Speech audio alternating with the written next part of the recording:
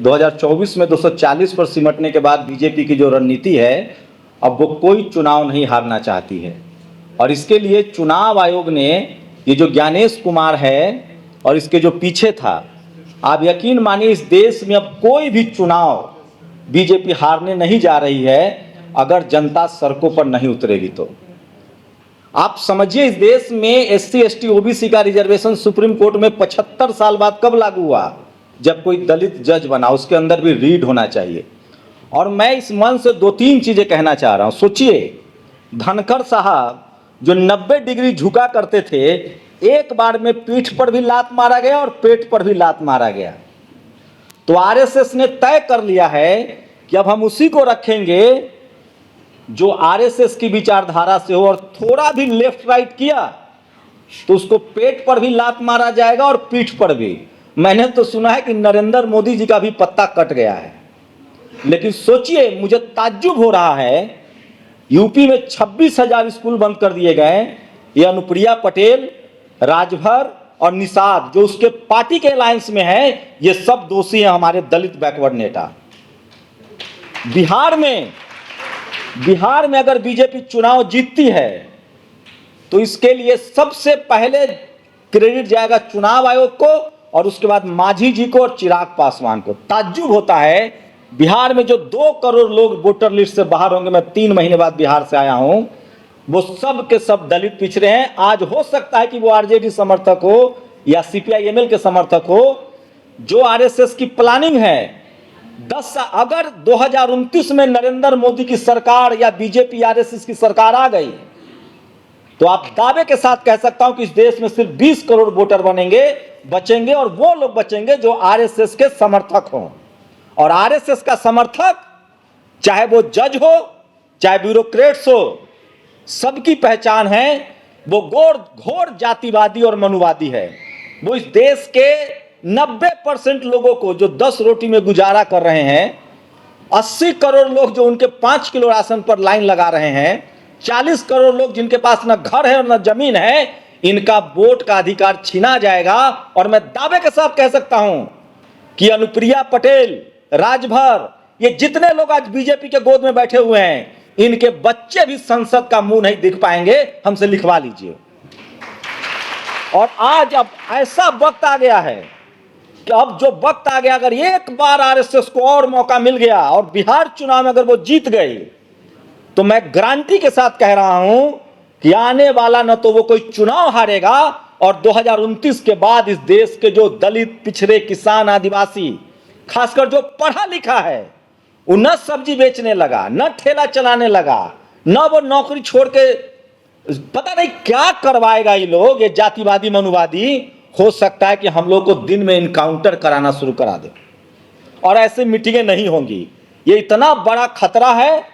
हमें जरूरत है कि जो लोग, शुक्रिया, मैं सही कह रहा हूं दीपांकर जी, आपने जिन लोगों को टिकट दिया, आपके जो विधायक हैं बिहार में शोषित वंचित समाज के, वो किस तरह से आइडियोलॉजिकली शानदार भाषण करते हैं, शानदार विचार हैं उनके। ऐसे नेता आप देश भर में बनाइए। और बहुजन समाज के लोग की जिम्मेदारी है कि जो सत्ता से सवाल पूछे, जो पिछले 10-15 साल से सड़कों की खाक छान रहा हो, चाहे वो रतन लाल हो, चाहे सोचिए कैद साहब, शायद वो मुझसे वाकिफ ना हो, वो चीफ जस्टिस होते हुए जिस तरह से उन्होंने कहा कि बाबा साहब की मूर्ति लगेगी, वो आज राष्ट्रीय मुद्दा है। आपका बहुत बहुत शुक्रिया कि आपने रीढ़ की ताकत दिखाई। और लास्ट बात, जो लोग इस गुमान में बैठे हैं कि हम दलित हैं, पिछड़े हैं, आदिवासी हैं, किसान हैं, अल्पसंख्यक हैं और मलाई खा रहे हैं, मैं दावे के साथ कह रहा हूं कि जिस दिन RSS को मौका मिल गया, जो RSS धनखड़ का नहीं हुआ, जो नरेंद्र मोदी को कह रहा है, जो मैस्केर मर्डर करवाता है, जो इस देश को गुलाम बना लिया, जिसने संविधान बदल के 10% रिजर्वेशन दे दिया सवर्णों को, उस नरेंद्र मोदी का सगा नहीं RSS। तो जो लोग बीजेपी के साथ हैं, उनकी नस्लों को उसने उल्टा न टांग दिया, तो आप लोग हमारे नाम पर, मतलब क्या बोलूं मैं नहीं बोलना चाहता हूं। और सबसे बड़ी बात, मुझे फक्र हो रहा है कि मैंने सोशल मीडिया बनाया, 10 साल से इन गुंडों से लड़ रहा हूं, इनकम टैक्स और ED की जांच झेल रहा हूं, और मुझे फक्र है। बाबा साहब की एक लाइन थी कि जिंदगी छोटी नहीं शानदार होनी चाहिए, लंबी नहीं। जिस दिन बहुजन समाज के लोग, खासकर जो पढ़ा लिखा बहुजन समाज है, जब तक वो सड़कों पर नहीं निकलेगा, पहले हमारा कत्ल होगा और उसका तरीका होगा कि हमें पहले सड़कों पर भेज दिया जाएगा कि लाचार और बेबस, और उसके बाद वोट छीन लिया जाएगा। समाज के बड़े लोग हैं, खासकर जज साहब, कैद साहब हैं, मैं पत्रकार के तौर पर उनके काम को जानता हूं। दीपांकर भट्टाचार्य को खासकर थैंक यू बोलूँगा, क्योंकि मैं उनके सारे बिहार के विधायकों से मिला हूं और पता नहीं उन्होंने सामाजिक न्याय के ऐसे ऐसे विधायक कैसे बनाए हैं। दीपांकर जी के लिए ताली मारिए। उन्होंने जो टिकट दिया है बिहार में, मैं पत्रकार के तौर पे मिल रहा हूं, और निषाद जी हैं, लगातार जब सांसद थे और आज नहीं हैं, शायद ही कभी सामाजिक न्याय का कोई मंच हुआ होगा और वो ना आए हों। तो निषाद जी, आपका तहे दिल से शुक्रिया। आप कल्पना कीजिए, कोई मायावती, कोई अखिलेश यादव, कोई लालू यादव, कभी चुनाव आयोग से दोस्ती थी सरकार की? जब से नरेंद्र मोदी की सरकार आई है, चुनाव आयोग और सरकार में कोई अंतर ही नहीं लग रहा है। चुनाव आयोग का पता है क्या नाम है? चलिए, समय हो रहा है, मैं फिर कह रहा हूं, लास्ट हम लोग की जिम्मेदारी है, और एक पत्रकार के तौर पे कह रहा हूं, हम लोग को अब खुलकर बोलना चाहिए। और जाइए गांव में, और कम से कम सब लोग यहां जो बैठे हैं, जाके बिहार बचाइए। लिटमस टेस्ट है उनका, अंतिम ओपन बैटल ग्राउंड है। बिहार अगर वो जीत गए, जो अभेद किला है आरएसएस का, तो देश में वो कब्जा कर लेंगे और इस देश के 90% लोग लाचार, बेबस, मजदूर, और उसके बाद वोट का अधिकार भी चला जाएगा, संविधान भी नहीं बचेगा। शुक्रिया। हम लोग ही बिहार के ये वासी हैं, बिहार से माइग्रेट किए हुए हैं। कुछ परिवार के लोग वहाँ हैं जिनके माध्यम से सूचना मिली कि आपका नाम काटा जाएगा, इसलिए आप आ जाइए, जिसके वजह से मुझे जाना पड़ा। ठीक है, मैं छुट्टियों के पीरियड में हूँ, डीयू में अभी छुट्टियाँ चल रही है 31 जुलाई तक, इसके वजह से मुझे जाना पड़ा, और फिर मैं वहाँ अपने आप को रेस्टोर कर पाया कि नहीं, मैं हूँ, ये मेरा आधार कार्ड दिस दैट करके।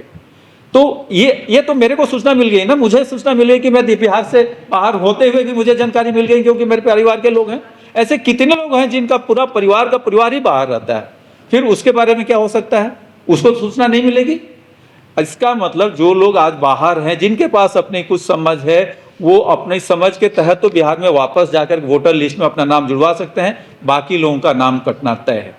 और बिहार की कम से कम 20% संख्या आज माइग्रेशन की स्थिति में है, वो माइग्रेट करके दूसरे राज्यों में भी रह रही है, तो उन लोगों का नाम कट जाएगा। मतलब आप अपने वोटिंग, जिसको कि हमारा वोटिंग राइट जिसको कहते हैं, डेमोक्रेसी का हमारा बेसिक राइट है, उससे हमें डिनाई कर दिया जाएगा अगर हमारा नाम नहीं रेस्टोर हो पाया, वोटर आधार कार्ड से नहीं जुड़ पाया, या और सारी चीज़ें जो मांगी गई थी, जैसा कि आपको अपना डेट ऑफ बर्थ, आपके पिताजी का डेट ऑफ बर्थ, उसको गवर्नमेंट ने रेक्टिफाई किया, लेकिन ये प्रेशर आने के बाद से, तो ये प्रेशर को लेकर के बिहार विधानसभा भी आज रुका हुआ है, उसमें अपनी आवाज़ उठाई जा रही है। केंद्र सरकार में भी इस बात को लेकर के आवाज़ उठाई जा रही है, SIR को लेकर के। इसके साथ केंद्र सरकार में ठीक है, पार्लियामेंट में कुछ और भी बातें हैं, लेकिन हम बिहार से जुड़े हुए हैं और हम अपनी बात केवल अभी बिहार के ऊपर फोकस कर रहे हैं, क्योंकि हम बिहार के वासी हैं। यहाँ जो आज का कार्यक्रम है, इसमें मैक्सिमम लोग बिहार से रिलेटेड अपनी बात को कहेंगे, क्योंकि इलेक्शन वहाँ होने को जा रहा है। तो इस चीज से हमें वाकिफ होना है कि आज गहन परीक्षण के जगह पे आप नॉर्मल डिलीशन एडिशन करें, न कि गहन परीक्षण का जो डाटा आपने मांगा है, जो रिक्वायरमेंट्स मांगे हैं, उसमें हमें पिरो करके हमारे को वोटिंग राइट से हमें रिकॉर्ड महरूम कर दें। ऐसा हम नहीं चाहते हैं।